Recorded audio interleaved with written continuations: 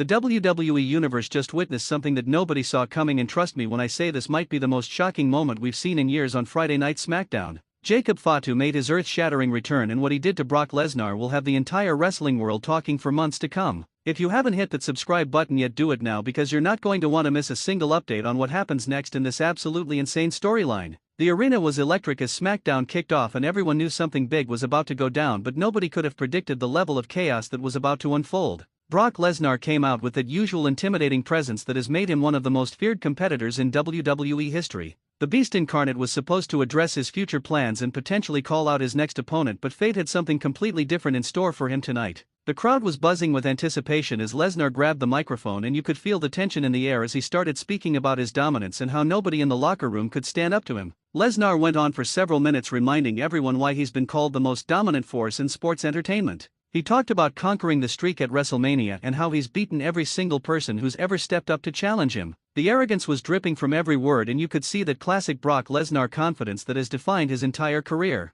He was pacing back and forth in the ring, looking directly into the camera and making it clear that he doesn't care who WWE puts in front of him because the result will always be the same. The audience was hanging on his every word, even though some were booing and some were cheering, because that's just the polarizing effect that Brock Lesnar has on people. Then out of nowhere the lights in the arena started flickering and the entire crowd jumped to their feet. The atmosphere shifted instantly from confident proclamations to absolute pandemonium. An entrance theme that hadn't been heard in what felt like forever started blasting through the speakers, and the reaction from the fans was deafening. People were screaming and jumping up and down because they couldn't believe what they were hearing. The confusion on Brock Lesnar's face was evident as he turned toward the entrance ramp, trying to figure out what was happening. You could see his body language change from relaxed and confident to alert and ready for a fight in just a split second. Jacob Fatu emerged from behind the curtain and the place absolutely erupted. The Samoan werewolf was back, and he looked more intense and more dangerous than anyone had ever seen him before. His eyes were locked on Brock Lesnar like a predator stalking its prey, and every step he took down that ramp felt like it was leading to something catastrophic. The energy he brought with him was unlike anything we've seen in recent memory, and you could tell that this wasn't going to be just another face-off or stare down.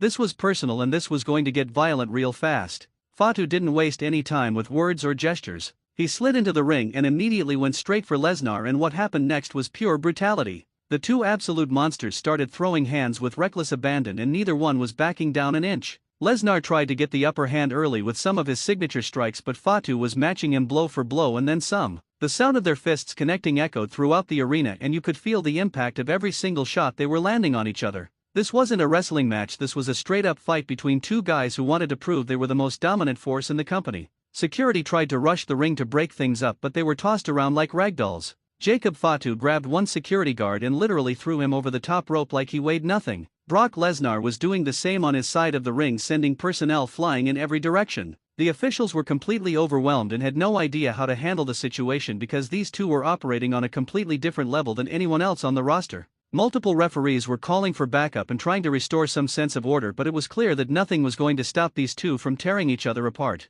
The chaos continued as more and more people flooded the ring trying to separate Fatu and Lesnar, but it was useless. Every time they got pulled apart for even a second, they would break free and go right back at each other with even more intensity. Fatu hit Lesnar with a superkick that echoed through the building, and Brock stumbled backward but didn't go down. The Beast came roaring back with a massive clothesline that would have decapitated most people, but Fatu absorbed it and kept coming forward. The resilience and toughness both men were displaying was almost superhuman, and the crowd couldn't believe what they were witnessing. Then came the moment that will be replayed over and over again for years to come. Jacob Fatu somehow managed to create enough space to charge at full speed, and he connected with a devastating hip attack that sent Brock Lesnar crashing through the corner turnbuckles. The impact was so severe that the entire ring shook, and you could hear the collective gasp from everyone in attendance. Lesnar was down, and he wasn't getting up quickly, which is something we almost never see. The shocked expressions on the faces of everyone at ringside told the whole story. This wasn't supposed to happen to Brock Lesnar. Nobody does this to the Beast Incarnate. But Jacob Fatu wasn't done yet. He pulled Lesnar up from the wreckage of the corner and positioned him for what looked like it was going to be his finishing move. The entire arena was on their feet, screaming and recording on their phones because they knew they were about to witness something historic. Fatu lifted Brock up with incredible strength and power and then drove him down with a moonsault that shook the foundation of the ring. The referee immediately threw up the X symbol, indicating that this was serious, and medical personnel rushed to check on both competitors, but especially on Lesnar, who was laid out motionless in the center of the ring. The cameras caught everything in vivid detail as trainers and doctors surrounded Brock Lesnar. Jacob Fatu stood in the corner watching the scene unfold with an expression that showed no remorse whatsoever. He had made his statement and he had done it in the most emphatic way possible by taking out the most dangerous man in WWE. The commentary team was scrambling trying to make sense of what had just happened and asking questions about why Fatu came back and why he targeted Lesnar specifically. The mystery of his motivations only added another layer to this already explosive situation. As they helped Brock Lesnar out of the ring and up the ramp, the camera stayed focused on Jacob Fatu, who was standing tall in the ring with his arms raised. The message was clear and undeniable. There's a new monster in WWE and his name is Jacob Fatu. The Samoan werewolf had returned with a vengeance and he had just taken out the biggest name in the business to announce his arrival back to the main roster. The implications of this attack are enormous and everyone is wondering what comes next in this rivalry that has explosive written all over it. Social media immediately exploded with reactions from fans and wrestlers alike. Everyone was weighing in on what they had just seen and the consensus was universal. This was one of the most shocking returns and attacks in recent WWE history. The comparisons started flying about where this ranks among the great surprise attacks and returns of all time. People were debating whether this was bigger than certain legendary moments, and while those debates will continue for a long time, there's no denying that Jacob Fatu made an impact that will not be forgotten anytime soon. The backstage interviews that followed only added more fuel to the fire. Paul Heyman was shown rushing to check on Brock Lesnar and his reaction was one of genuine concern mixed with rage. He was yelling at officials demanding answers about how this was allowed to happen and threatening legal action against WWE management for letting Jacob Fatu anywhere near his client. The drama was unfolding on multiple levels and every segment of the show after that opening attack was affected by what had transpired. Wrestlers were shown watching monitors with shocked expressions and discussing what this means for the entire locker room hierarchy. The general manager came out later in the show to address the situation and announced that there would be serious consequences for what happened. However, they also acknowledged that Jacob Fatu had not technically broken any rules by returning and confronting another wrestler. The legal gray area only made things more interesting because it meant that WWE couldn't simply suspend or fine Fatu without looking like they were protecting Brock Lesnar. The political maneuvering that was happening behind the scenes was just as interesting as the physical confrontation that had taken place earlier in the night. Throughout the rest of SmackDown, there were constant updates on Brock Lesnar's condition. Reports came in that he was being evaluated for possible injuries and that he was refusing to leave the arena until he got his hands on Jacob Fatu.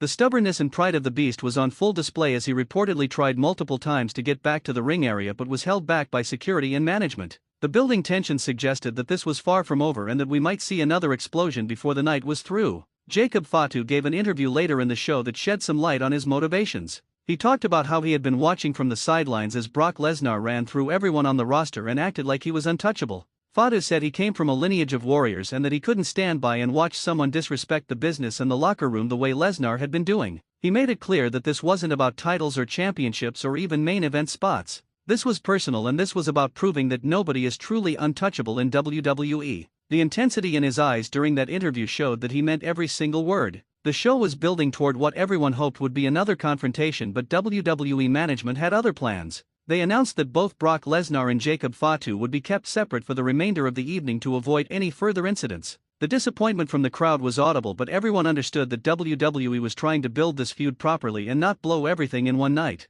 The anticipation for their next encounter was already through the roof, and that was exactly what the company wanted. As SmackDown headed into its final segments, the focus shifted back to other storylines, but the shadow of what had happened earlier loomed over everything. Commentators kept bringing it up and relating other matches and promos back to the question of what was going to happen when these two monsters finally got their hands on each other again in an official capacity. The speculation about whether this would lead to a match at the next pay-per-view event was rampant, and fans were already fantasy booking different scenarios for how this rivalry could play out over the coming weeks and months. The main event of SmackDown featured a tag team match, but before it could even start, the lights went out again. The crowd immediately started buzzing because they thought Jacob Fatu was about to make another appearance. Instead, what we got was even more chaos as Brock Lesnar's music hit and the Beast came charging down to the ring looking for revenge. He wasn't cleared to compete and he wasn't scheduled to be out there, but none of that mattered to him. He grabbed a microphone and challenged Jacob Fatu to come out and finish what they had started. The tension was unbearable as everyone waited to see if Fatu would accept the challenge. Several long moments passed with nothing happening, and just when it seemed like Lesnar was going to be left standing there alone, Jacob Fatu's music hit once again. But this time Fatu appeared on the big screen instead of coming through the entrance.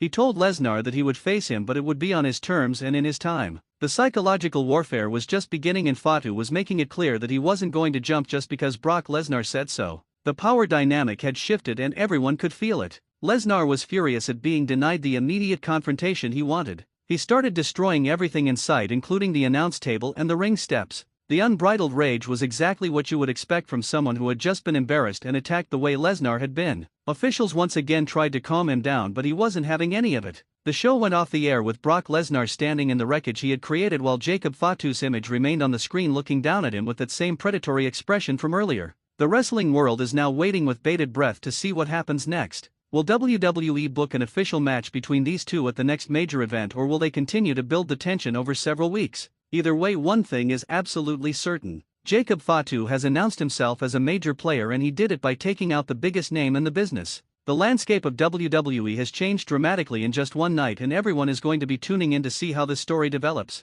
Make sure you subscribe to stay updated on every twist and turn in this incredible rivalry, because this is only the beginning of what promises to be one of the most intense feuds in WWE history.